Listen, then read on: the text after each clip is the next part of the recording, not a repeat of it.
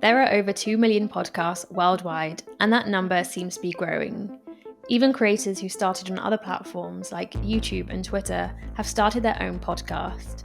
You have to start a podcast. To why you should start a podcast. Why you should create a podcast today. But is creating a successful podcast really as easy as it seems?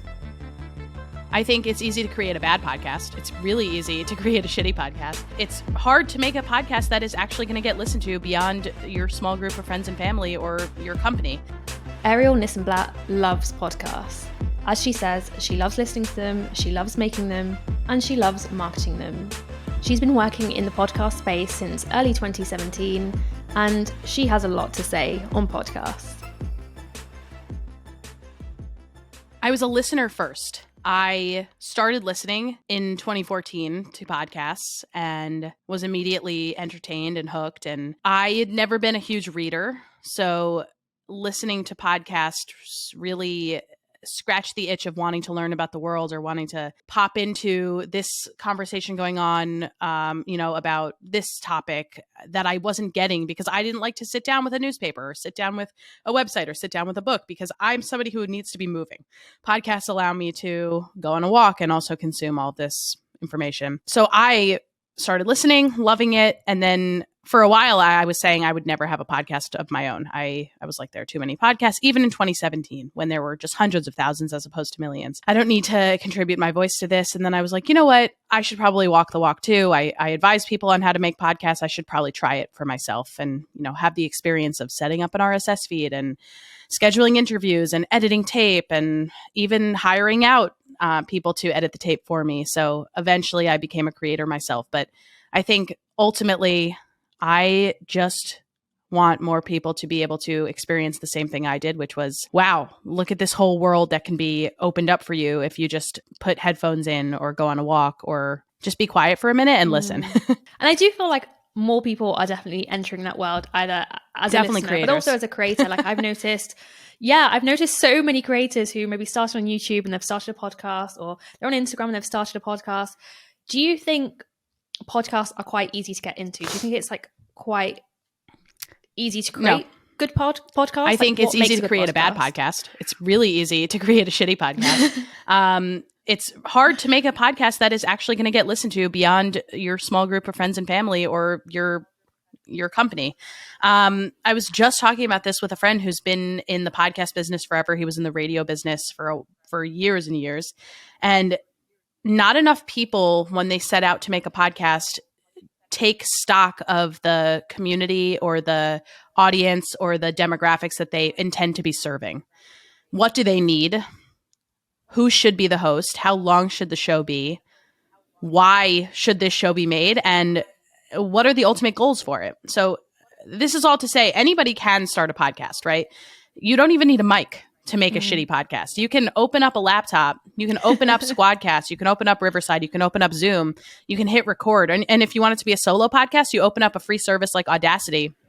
You can record, have that show up on the airwaves by that afternoon.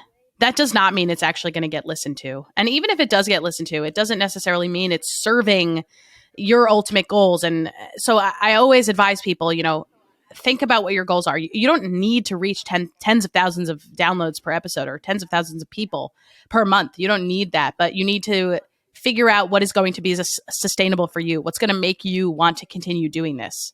I think that's a really good point. And I think that's applicable to all types of content as well. Like, who's your audience? What value do you want to provide? What about so that's like a strategic part of it. What about the more technical aspects? So like for YouTube, for example, that you can kind of help your videos perform well if you have good editing or if your thumbnails are good. Is that as relevant to podcasts? Yeah. Yes. Sorry, I'm just so excited. Sorry to cut you off. No, it's fine. I love that. I love the energy. We don't know yet as much about what makes a podcast successful because there's just been less time. Although, podcasts have been around since 2004. YouTube has been around the same time, but the mass creation of podcasts didn't really take off until after that. So we don't have as much experimentation. We don't have as much as many examples to pull data from. So what I will say is cover art is super important. Your podcast cover art needs to be beautiful. It needs to be, and more important than it being beautiful, it needs to actually reflect what's in the show. And it also needs to reflect the quality of the show. So if you have a great podcast and your cover art is ugly, or it doesn't hit the tone of what's in the show, people are going to be turned off. You need at every stage to be keeping up the expectations of what your potential listeners might be interested in. So if your podcast is about creators, what visual cues are you giving that this show is about creators? What visual cues are you giving that this show is an interview show, that this show is going to ultimately be helpful? Then once people click on your show, the first 30 seconds or the trailer, are you accurately reflecting what is going to be beyond the first 30 seconds or beyond the trailer? And then in every single episode, are you delivering on that promise? Are you making sure that your listeners are taking the time and then being given what they have? Obviously they're not paying anything, right? In some situations they're paying, but if they are not paying, they are paying with their time. So are they actually getting out of this what you promised them by way of the cover art, by way of the first 30 seconds, by way of your episode descriptions, by way of the social media that points them there? Yeah. But how do you measure that?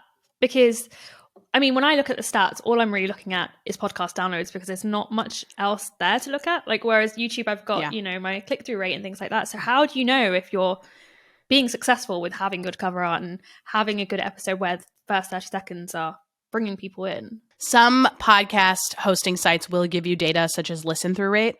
And that can be a really, really helpful barometer to figure out if people are actually listening, beyond. You can figure out, are they skipping through certain sections of the show? Are they making it to the end? There are things like that, but you're right in that there are not as many data points for podcast listening as there are for other forms of media on the internet. And that is something that people are constantly working on. And there are some solutions out there that you can sort of hack it. The best solution, though, is to ask your listeners. And there was an article that came out this past week from Sounds Profitable, which is a really great newsletter that folks should be subscribed to. And it's Tom Webster, who's one of the partners at Sounds Profitable, outlined 5 questions that you should ask your audience about what they like about your show. Because he says that if you go up to somebody who is a podcast listener and they listen to your show, lucky that if you find somebody who listens to your exact show, or maybe you ask them on social media, hey, can we have 5 minutes to chat? And you just say to them, what do you like about my show? They might say, yeah, I like you. I like your vibe. I like the company, whatever. But that's not really going to give you much information. So there are these 5 specific questions that you should ask them. And one of them is like, where did you find my podcast? And when did you find my podcast? Right? So what was the situation? What made you actually want to hit play on this podcast? And I'm not going to remember all 5 of them off the top of my head, so I encourage folks to go and check this out. But a really big part of this is really just asking your audience. And then I'll even push back on my own advice here, which is like sometimes you don't have a big enough audience to get a nice sample size. And that can be tough. So it's sort of about, you want to serve the audience that exists. So asking your listeners what they think of your show, how they found your show, what other podcasts they listen to, the other questions that Tom Webster outlines, definitely ask them those questions. And while you only have maybe 100 downloads and only 5 people are going to get back to you about potentially giving you some feedback on it, I think you need to take those 5 people at their word and extrapolate that data and say, okay, until I know more, I'm going to go off of this. So while the data points are not there like they are for YouTube, we need to be asking. We need to be asking these questions. Yeah, I think those are great questions, especially how did you find me? Because that's the one question I want answered more than anything. And I've never actually thought to just go out and ask it. What have you found to be the most effective ways to get people to find your podcast? So the advice that I give when I am advising people on podcast growth strategies is, there's short-term spikes that you could go after, and then there's long-term spikes that will actually stick around. So the short-term spikes are getting featured in podcast listening apps, getting written up in the New York Times or smaller publications, other sorts of like mentions in press, maybe you pay for an influencer ad or something like that. The longer term, the things that will help you get a spike and then that spike will sustain are things like collaborations with other shows, consistent collaborations with other shows that are similar to you, that have similar vibes to you. So for example, setting up cross promotions with other shows about creators, for example, setting up you regularly appearing as a guest on another creator focused podcast, setting up an opportunity for sort of crossover episode between your show and another creator focused episode that you then drop in both of your feeds. If another audience can get to know you and your audience can get to know another creator, your shows become best friends, and the people who listen are going to ultimately be interested in both of your shows. And a lot of people, I'll push back on myself. A lot of people will say, why would I want to, send people to another show when I want them to listen to my show? And my answer to that is, if you're afraid that they're going to leave you for another podcaster, then your podcast probably isn't good enough. Right. So true. But can I ask, how does that work for interview style podcasts? So for example, like this podcast now, if I was to have like a guest on, would they be my guest, or would they be helping me interview another guest? Like, how does that I guess it depends. There's nothing set in stone. So I'll give a few examples. Right now, I'm in the second month of my podcast about podcast trailers. So if you follow me on social media, you'll see that I did a whole huge rollout about this show. Every single time that this podcast was mentioned in a newsletter, on another podcast, in a podcast listening app, I shouted it from the rooftops. I did a lot of just buzz building. That was like a really big part of it. And another thing I did was I pitched myself as a guest on other shows to talk about the art of the podcast trailer. So that was now my new thing. So because the show is about podcast trailers, I said, have me on your show to talk about podcast trailers and why podcast creators need a trailer. And of course, because of my newfound quote unquote expertise on making trailers, I'm going to talk about that, but then I'm also going to say, and by the way, the reason I know about all this is because I started a podcast about podcast trailers. And that is ultimately going to push people to listen to the show. And so when I was pitching myself to be a guest on these shows, I wasn't necessarily saying, let's do a one-to-one swap. I'll be on your show, you'll be on my show. But I might say, here's what I can offer in return. But they might just be willing to have me as a guest because it's good content. You know what I mean? Like, why are you having me on your show right now? I pitched myself as a guest on this show. And you're doing it because ultimately this might be helpful for your listeners. And in exchange, I am going to go on social media and I'm going to say, check this out. I think you should be subscribed to this podcast because it's a great resource for creators. So it's like there's handshake agreements happening all the time. You're not signing anything that says, because I am having you on my show, you are going to do X, Y, and Z. And if you don't, then I'm not going to air your episode. You're not doing that, hopefully. Yeah, definitely. It's a lot more authentic, which I like. And it works in favor for both parties. You mentioned posting on social media. Are there any best practices to promote your own episodes on social media? Like the best way to do that? Yeah, I think the first thing to think about or the first thing to keep in mind, and I'm sure this is an across the board truth for all social, is that it doesn't convert. People don't generally leave the social media platform that they're on in order to go check out something else. And the reason for that is partly because the social platforms don't want you to do that. The social platforms are incentivized to keep you on that social platform. They want you to keep scrolling, keep scrolling, keep scrolling. And if a link takes you off, they're going to bury that link, and that post is not necessarily going to go viral in as much likelihood as a post that is like designed specifically for that platform. Yeah. However, every social post that you create surrounding an episode launch or a new podcast launch or whatever contributes to people understanding who you are and what your goals are. So I do recommend having social handles for your podcast. And sometimes you don't need to create individual social handles for your podcast, depending on how similar what you podcast about is to your overall creator persona. So for me, for example, I did not make a specific Twitter handle for the Trailer Park podcast, but I did make an Instagram handle because I knew that I wanted to show off the cover art of the other podcasts that are being featured. But Twitter doesn't necessarily love images in the way that Instagram does. So I was like, all right, Instagram is our thing here. I'm not necessarily going to do it for Twitter. But on Twitter, I am posting about this because it aligns closely enough with my personal brand to talk about podcasts so that I can post about the episodes when they launch, and I can do whatever. And people will ultimately see that as feeding back to me and feeding back to the podcast. Best practices for posting on social are, a lot of people make the mistake of every time they drop an episode, just going on social and being like, new episode out now. Here's a link to it. Go check it out. Who gives a shit? That's so boring. Yeah. You have to give people a reason. You have to write well. You have to make people want to stick around and be interested in your tweets, in your Instagram posts, in your blog content, whatever.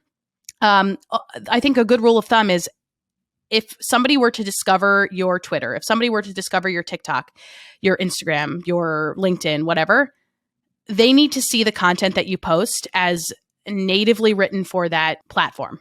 And maybe it ultimately funnels into your podcast or to your YouTube channel or to whatever your ultimate end of funnel path is. But ultimately, if people see what you're putting out on social and they think, oh, she's just constantly trying to get me to go somewhere else, that just doesn't come off as authentic. So I think a good rule of thumb is make sure that if somebody were to discover you on whichever platform, that can be the end path for them. And if they want to discover more, you have a link in your bio to explain where more is. Okay. And what about YouTube? Do you feel, because I mean, I feel like video podcasting has become so popular now. I mean, are your podcasts on YouTube? Is that something you think is an opportunity people should not miss out on? When you say video podcasts are so popular now, what do you mean? I feel like most people are, so like I am, like recording a video version of that same podcast and posting it directly to YouTube, just because YouTube has that discoverability feature, I guess. So I'll say this right now, as we record this in early March of 2023, there's no such thing as a quote unquote YouTube podcast. There is a YouTube video that is being posted and it is maybe your podcast in video form, but it's not contributing to your RSS feed. You are not currently gaining downloads. However, last week at Hot Pod Summit in Brooklyn, it was announced that YouTube will soon be ingesting RSS feeds. And you will soon on YouTube Music be able to lock your phone and listen to a podcast. That is huge news, but it is not currently a thing. It will be a thing in a few weeks. Probably by the time this episode is out, there will be some changes. And what's the significance of that? Sorry, what's the significance of that? Oh, it's huge. It means that you can take advantage of all these YouTube algorithms that you might have mastered and potentially find new listeners. A lot of people use YouTube to look for content to consume, and they don't care if that podcast, if what they're consuming is a podcast or it's a YouTube video. And if you're a podcaster and you are putting your interviews just like we're having right now on YouTube, and in the past it was just people watching your YouTube video, great. It still, I think, overall contributes to people understanding who you are, maybe funneling back to your website, maybe funneling back to your podcast eventually. That's great. But up until now, it wasn't contributing to your podcast, right? And now it can. Not now. Soon it can. So as long as you set that up, as long as you set up the RSS integration, it's coming, and I don't have the full details and I don't know exactly how it's going to work.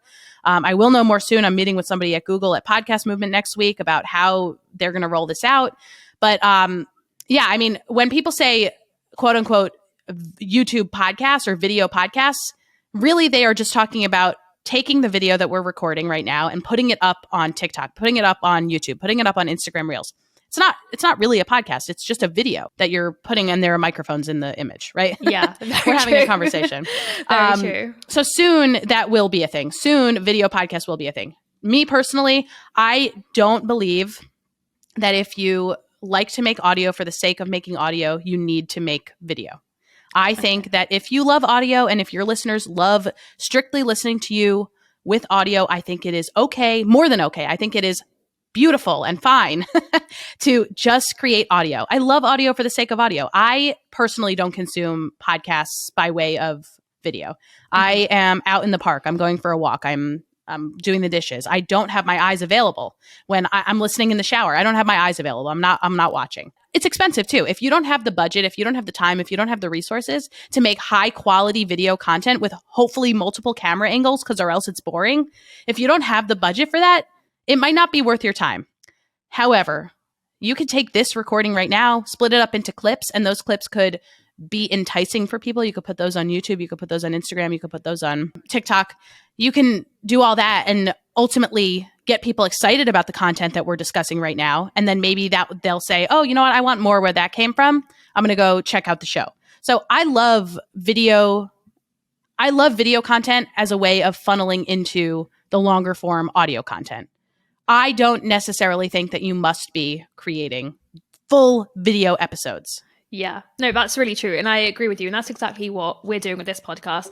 But the only thing that I do like about having it on YouTube, I don't know if this is just me getting validated, is I get comments on those videos. So I actually get to directly hear from my audience, which is really nice. That's huge.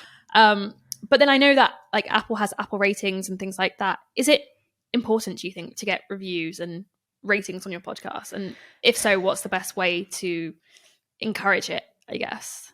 It is important to get ratings and reviews for the same reason that we talked about earlier, which is it's great to hear from your listeners. What do they like about the show? What don't they like about the show? What could they do without? What can't they live without?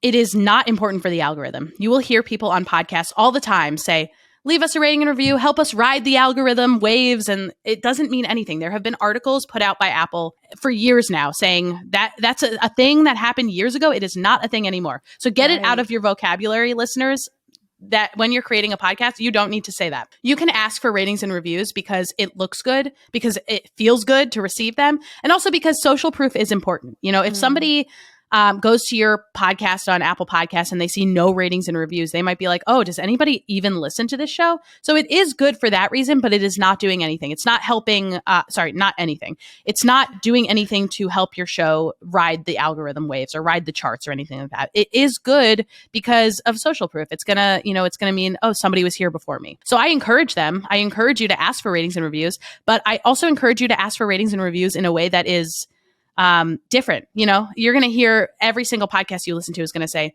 leave us a rating and review wherever you get your podcast. It almost becomes nothing. It's almost like saying, hi, how are you? You know that nobody actually cares how you are. Yeah. So it's kind of like, let's, give people a reason to give a rating and review. If you want them to say something, tell them what to say. Maybe if your podcast is about coffee, you can say, tell me about your favorite coffee buying region, or what's your favorite roast? Let us know in the reviews. Like, we love getting ratings and reviews. We love hearing from you. If you don't know what to say, tell us about your favorite coffee roast. For you could say, if you really like this interview with Arielle, let us know, what's your favorite podcast? Tell us in the ratings, tell us in the reviews. We'd love to know. I think people want to help. People want to help, but they don't necessarily know what to say. And they're not just going to be like, great show, love the show. Because that's just, it's not enough.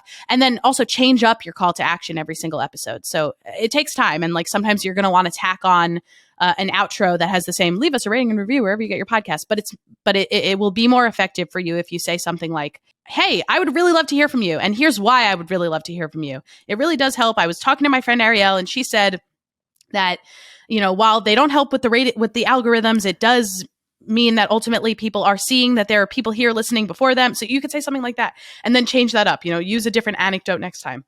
Yeah, I like that because it also encourages this sense of, I guess, community as well around the podcast.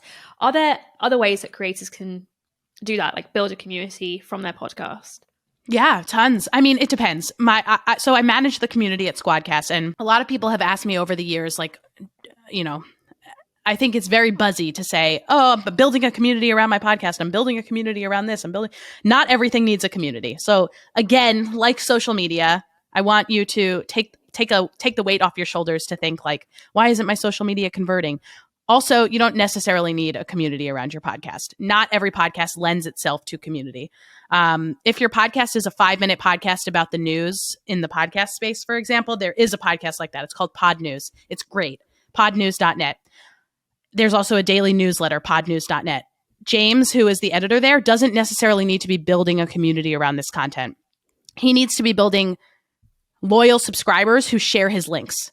But that doesn't necessarily mean they're getting together every day on Circle or on Slack and they're discussing how awesome it was. And that is okay. Yeah. So I want you to think about it, not you. I want the listeners, if you have a podcast, if you have a YouTube channel, if you have a this, if you have a that, to think about, what are your listeners doing while they're listening to your show? Maybe your show is perfect for shower listening. And if that's the case, maybe they don't have time to maybe their hand is wet, so they can't go to circle.so and share their favorite memory of childhood with you or whatever. It could be that your show is a really great driving podcast, and you'll only know this if you do some sort of audience research. Again, going back to the asking your questions. And if you can get a sense of what the average person is doing while they're listening to your podcast, and you know that maybe your podcast is about mental health, then it probably can lend itself to a community.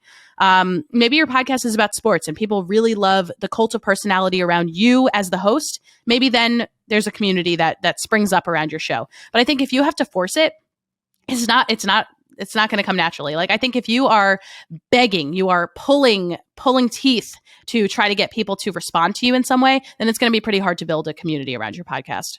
Yeah, I love how real that is, to be honest. So you've been in the podcast space for a long time. I think you've been working in the podcast space since 2017.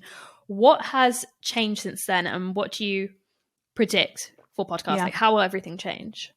Big money has rolled in to the podcast space and then rolled out to a certain extent. We just heard late last year and early this year that a lot of the mergers and acquisitions some things are not as positive as they were maybe 2 years ago.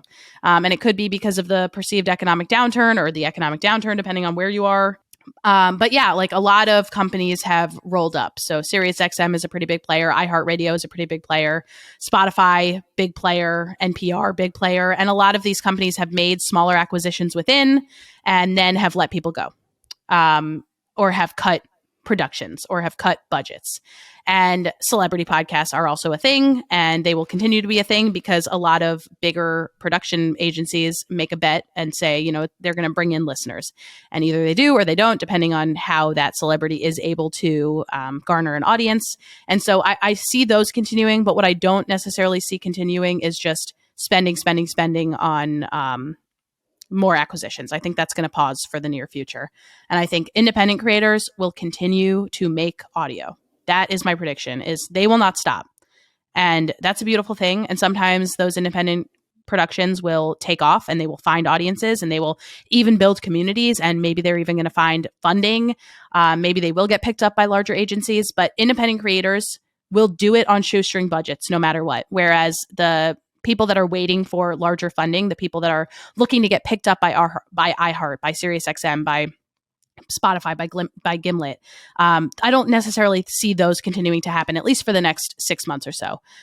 But independent creators go forth and continue creating. They will. You know, I don't even have to. Everybody, like, if you talk to anybody, they're still, the average person is like, oh, you know, I'm going to start a podcast with my friends. That's still happening. True. And we talked about this. Maybe those shows will go nowhere. Yeah. But they could also just be fun. And some of those, a percentage of those will do well and they will find an audience. Have you ever seen any podcasts with any really like unique ideas that have stood out to you and you just thought, wow, that's a great idea for a podcast? Oh my God, yeah. There's a really great podcast. I was speaking to the creator of it yesterday. Her name is Lizzie Cooperman. The show is called In Your Hands with Lizzie Cooperman. This is a show that is only possible because of podcasts. Basically what she does is every episode, she presents her listeners with two choices. And they're life choices that they decide on for her, and she does them. Oh my God. Yeah. And it is hilarious. And she has gotten ear piercings because of this. She has become a magician because of this. She's become a tarot reader because of this. She has worked at Victoria's Secret because of this. Like, she has let her listeners run her life for the past year. And this is something that is only possible because of podcasts. Like, that is not a show that would get greenlit on a TV, you know. True. Yeah. So I kind of love that. Especially as an overthinker. I'm like, oh, that sounds quite good. I feel like I need to run my life that way. It's amazing. And like, ultimately, it's hard. Like, her life is being run by her listeners, but it's also beautiful. And she also uses Instagram so what she does is she presents these two possibilities. Then she has experts on to talk her through those possibilities. And then she says, listeners, go to my Instagram story. You have 24 hours to vote on what I should do. And then in the next episode, she reveals. That sounds so fun. I'm going to definitely listen to that. It's great. And what are your favorite podcasts then? Like, which ones do you always listen to? Yeah. Good question. I don't have a favorite podcast because they're always changing and there's so much out there, but I do have shows that I will always come back to and that I've been a long time listener of. So I really love, I listen to a daily podcast called The Daily Zeitgeist. It's news and information, from a comedic perspective, just has a great cult of personality around the hosts and a really great community. A lot of people listen to it. A lot of people say that they listen to it on social, and there's a Discord for it. I always listen to Today Explained, which is another daily news podcast from Vox. Again, just like really smart and a different take on the news. I always listen to history podcasts. I love history podcasts. I listen to one called History Daily. It's 15 minutes of on this day in history every single day. I listen to Scam Goddess is one of my favorite comedy shows. It's a weekly show. The host is Lacey Mosley. She's just really sharp and funny, and she kind of goes through different scams that are happening in the world with a comedian, and they joke about it. And it's like true crime without the murder. So I think we all need that a little bit right now. I always go back to Radiolab, This American Life, the big ones, 99% Invisible. But then I'm always also listening to some independent podcasts and some shows that are coming out in series, and then I'm just like listening through those series. And right now I'm listening to Alphabet Boys, which is a podcast about how in 2020 the FBI infiltrated protests around George Floyd's death in the US. And it is a fascinating story, and it's just not something I would have known about if it had not been for audio. I mean, I'm sure this was written about, but again, like I said, not a huge reader. So yeah, I mean, it's something that I had an inkling of just by reading about it a little bit here and there, but like this is a deep dive into it that I really enjoy. I listened to You're Dead to Me, which is a really great history show from the BBC. They have one comedian on and one historian on, and they go through people that are dead. Similarly, I listened to a podcast called Mobituaries from a comedian and historian, I guess. I don't know if he considers himself a historian, named Mo Rocca. And he eulogizes obituaries. His name is Mo. He eulogizes concepts and things that are dead. So he, for example, eulogized the Neanderthals and like when they died and like how they died out and how that affected human civilization. It is the coolest show, and it makes me laugh out loud, and it's beautiful. He eulogized the Gros Michel banana. Do you know about this? No. I know this is not what you asked for, but now we're on a rant. No, I mean, yeah, let's go for it. The world basically at this point only eats, or in the US, let's say, I don't know about the world, we only eat a banana called the Cavendish. It's like the regular standard banana. But 100 years ago, there were more banana varieties, and one of them was called the Gros Michel, and it basically died out because of a bug and an infection. And like it was way tastier, and this is just not something that I would have known about. No. I love finding interesting facts like that. It's so cool. Yeah. And then I'll share one more. Yeah, go for it. Okay. There's a great show called Crime Writers On. I recommend this show if you podcast in any way, because it's really about serialized investigative podcasts, and they talk about one podcast. I think they talk about 2 podcasts every week, usually serialized podcasts. And they talk about what they liked about the show, what they didn't like about the show, the journalistic integrity. And it is just a masterclass in how to make a podcast and what you should look out for. And I recommend it as a podcast listener, as a podcast creator. I just think the whole panel is really smart. Amazing. I love the range of recommendations there. So I'm definitely going to check out some of them. I'm going to finish with a quick fire round. So I'm going to ask you 5 questions that I ask every creator that comes on air. So the first one, what's your favorite thing about being a creator? Flexibility. So flexibility in the sense that I am flexible. I've learned to become flexible, but also in that I think you need to be flexible in order to constantly be rolling with the changes that come about in this industry, and that other people are flexible too. I think generally speaking, creators tend to understand that in order to grow, in order to roll with the punches, we all sort of need to be flexible. And I think I love that that we're all sort of in this give and take together. I love that answer, because most of the creators who come on air give the answer of flexibility, but from the mindset of, I get flexible working hours and things like that. I love how you turn flexibility into something else. What's your favorite tool to help you create? Canva. Nice, Do a lot of people say that? I think Notion's the most common, but Canva comes in a close second. Yeah, I wish I understood Notion better. I really need to get organized. Like I've never claimed to be an organized person. So if you're listening to this and you think you can help me, please reach out. I'm begging. But I love Canva. I use it like 15 times a day. Yeah, I love Canva too. And what's something that gives you the most inspiration for when you create? Podcasts. Oh, nice and simple. Truly. I mean, yeah, I think everything that I do, if I'm ever in a creative rut, I go on a podcast walk. I just I love have no destination in mind, and I go walk and I listen to a podcast, and by the time I come back, I've had an idea. Yeah. And what's something that helps with your creator work-life balance? That's such a good question. Balance. I play soccer. Oh, cool. I love that. Yeah.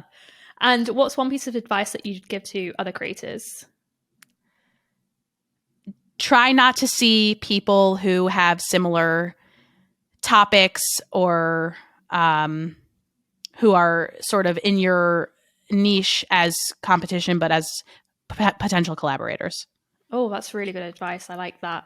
Thank you so much for coming on air. This has been such a fun conversation about podcasts, and I so appreciate you sharing all your insights because it's something I'm definitely going to take on board for this podcast. Thank you for having me. It was really fun. If you're a podcast host, I'd love to know what your strategy is. And if you'd like to know more about Arielle, you can find her on Instagram, TikTok, and Twitter, or check out her website. And if you're a creator, check out Passion Fruit. We help you to do sponsors without the hassle. Thanks for listening in, and we'll see you in the next one.